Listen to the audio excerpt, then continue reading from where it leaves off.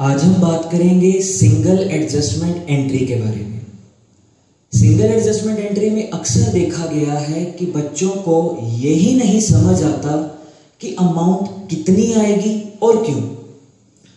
मुझे लगता है कि इस चीज को समझने के लिए आप लोगों को एक कहानी सुनानी बहुत जरूरी है। तो एक कहानी है, उसे हम समझते हैं कि क्या है क्या नहीं। मान लीजिए एक रूम है और इस रूम में, इस कमरे के अंदर जाने के दो डोर्स हैं। या तो आप डोर सी से अंदर जा सकते हो या आप लोग डोर डी से अंदर जा सकते हो। और हमारे पास दो तरह के लोग, एक अच्छे लोग तो एक लालची लोग। जो अच्छे लोग हैं वो डोर डी से अंदर जाएंगे और जो थोड़े से लालची लोग हैं वो कनिंग वाले, सी से कनिंग सी, डोर सी से अंदर जाएंगे। मगर इस रूम के अंदर जाने की कुछ कंडीशंस हैं। कंडीशन उसमें से जो प्राइमरी है वो ये कि आप अगर डोर डी से अंदर जाओगे तो सी से बाहर आना पड़ेगा। अगर आप डोर सी से अंदर जाओगे तो डी से बाहर आना पड़ेगा। मतलब जो लालची लोग डोर सी से अंदर गए, अंदर पहुंच चुके हैं, उन्हें डोर डी से बाहर आना पड़ेगा। और जो अच्छे लोग डोर डी से अंदर गए, उन्हें डोर सी से ही बाहर आना पड़ेगा। इसके अलावा कुछ ऐसे लोग भी हैं जो अभी अंदर गए नहीं मगर उसके बारे में सोच रहे हैं, विचार कर रहे हैं। विचार कर रहे हैं कि हम अंदर जाएं या ना जाएं। ये जो लोग विचार कर रहे हैं ये अच्छे वाले लोग हैं। मान लो कि इन्हें अभी के अभी इंस्टेंट अंदर भेजना है तो आप इन्हें अंदर भेजोगे डोर डी से, क्योंकि ये अच्छे लोग हैं। अच्छे लोगों ने अंदर जाना है डोर डी से, लालची लोगों ने जाना है डोर सी से।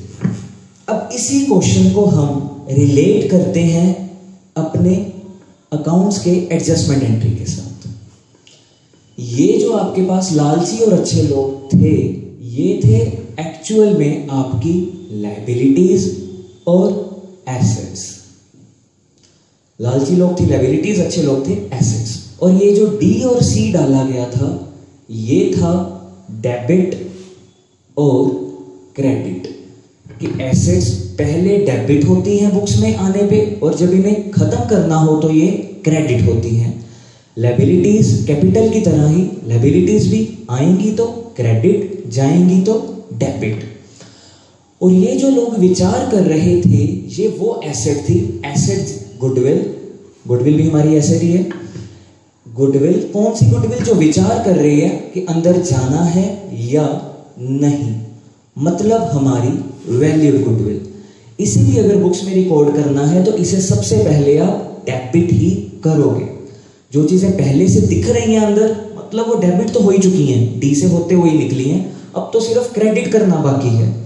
मगर जो गुडविल, वो एसेट जो अभी वैल्यू हुई है, इसके साथ एक और लिख लेते हैं, अनरिकॉर्डेड इन्वेस्टमेंट।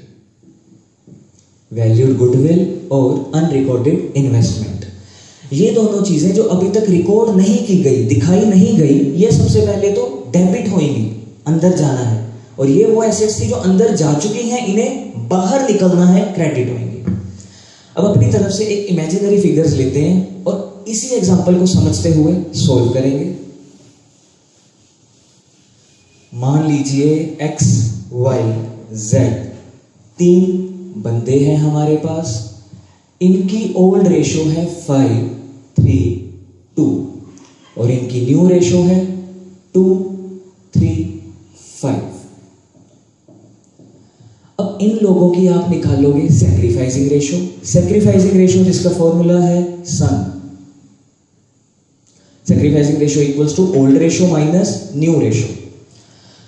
अब ओल्ड 5/10 में से 2/10 जाएगा तो बचेगा 3/10। और दूसरे के केस में 3/10 में से 3/10 जाएगा तो बचेगा कुछ भी नहीं, नील। 2/10 में से जाएगा 5/10 तो आपके पास बचेगा -3/10।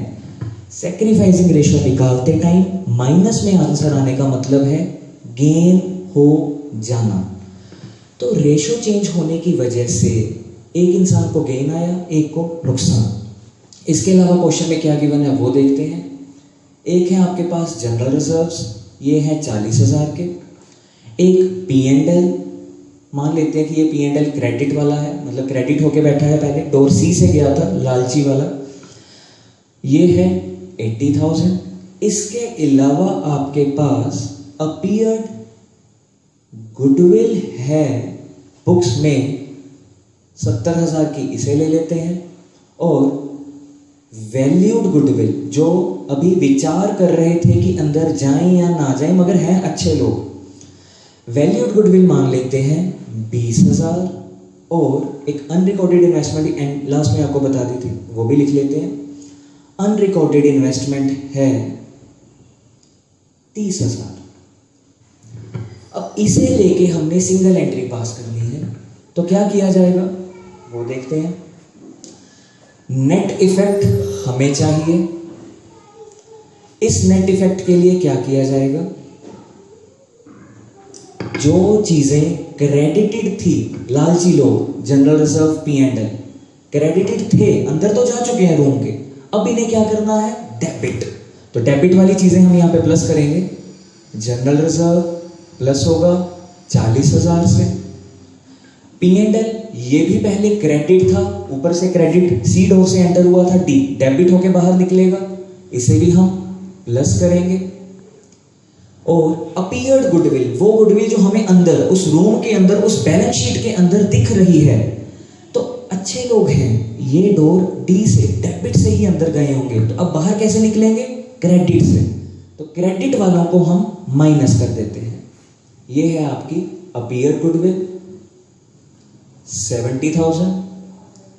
इसके अलावा दो चीजें ऐसी थी, वैल्यूड गुडविल और अनरिकॉर्डेड इन्वेस्टमेंट, जो अभी सोच रहे थे अंदर जाने का, मगर ये दोनों अच्छे लोग हैं, एसेट्स, इन्वेस्टमेंट भी एसेट और गुडविल भी एसेट, अच्छे लोग।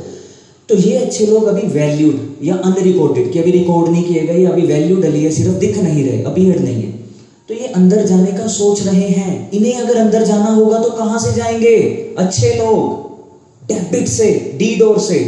तो डेबिट वालों को हम, जैसे जनरल रिजर्व क्रेडिट को डेबिट किया, क्रेडिट को डेबिट किया, इन्हें अब डेबिट वालों को क्रेडिट नहीं करेंगे बल्कि डेबिट करेंगे, क्योंकि अभी इन्होंने अंदर जाना है, विचार कर रहे हैं।